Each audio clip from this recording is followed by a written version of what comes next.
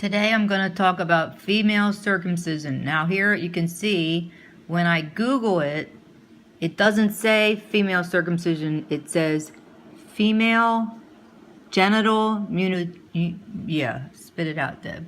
Okay, it's also known as female genital cutting or female circumcision. It's a ritual removal of some or all of the external female genitalia.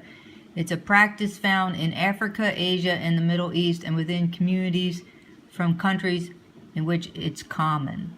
Now, we're going to go to Wikipedia because, well, it's right here. It's coming up. So I want you to realize that this is what Muslims practice. It's not something that other religions practice. Okay, so female circumcision is a ritual removal of some or all of the genitalia. Okay, so I'm going to jump down to where it talks about UNICEF estimates in 2016 that 200 million women alive today from 30 countries, 27 of them are African, Indonesian, or Iraqi, Yemen, have undergone this procedure. Typically carried out by a traditional circumcisioner using a blade. It is conducted from days after birth to puberty and beyond.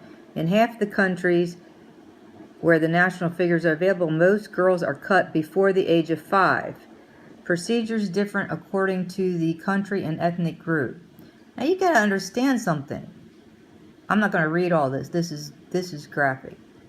This is done without anesthesia, without any sort of hygiene,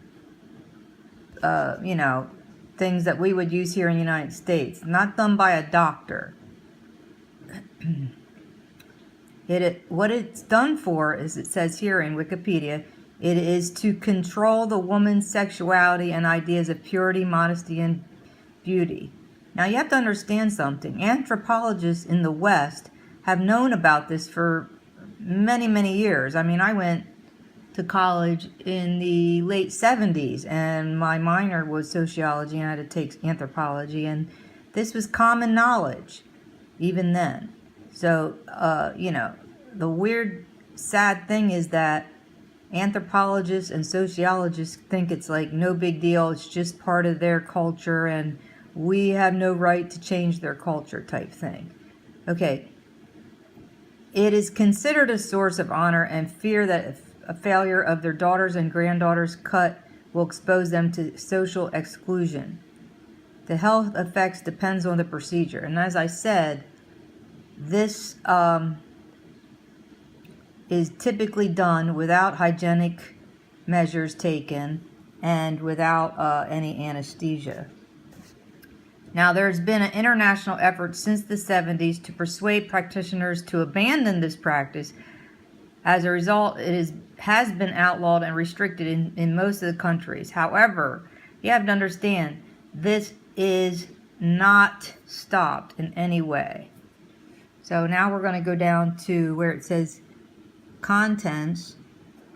Until the 1980s, it has been widely known as called female circumcision, implying that it's equal to male circumcision. However, that is not the case at all, because with male circumcision, it's just taking the small little skin area of the baby's penis, and it's an extremely minor procedure, and the baby or young boy heals extremely quickly.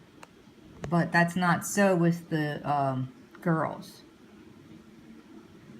Now this is getting really graphic, so I just want to share with you and let you know that there's also different forms, different types, and here you can see, if you go to Wikipedia, you'll see. Now, the other thing that they do typically after the procedure is done is they will wrap the little girl's legs together with bamboo or some sort of twine, and then when they heal, their scar tissue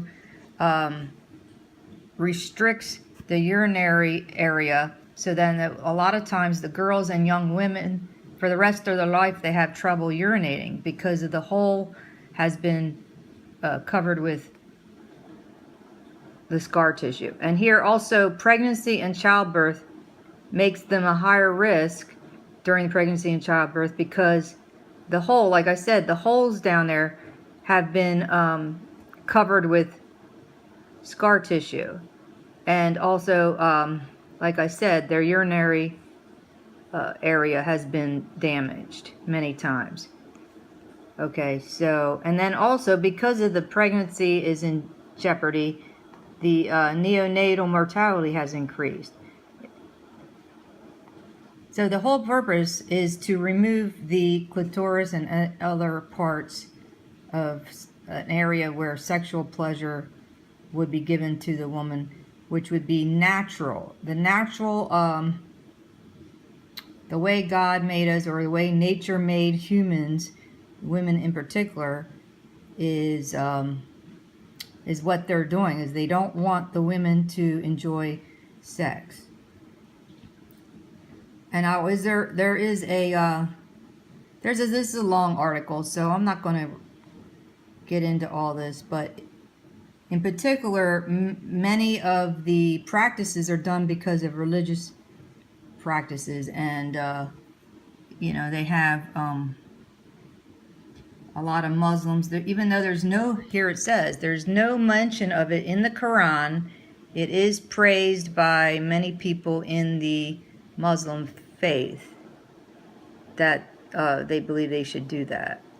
So I will let you read the rest of this, and I just want to let you know that this practice is very common in the Middle East and in Africa by the Muslim countries who are still practicing this today, and I believe it should be stopped.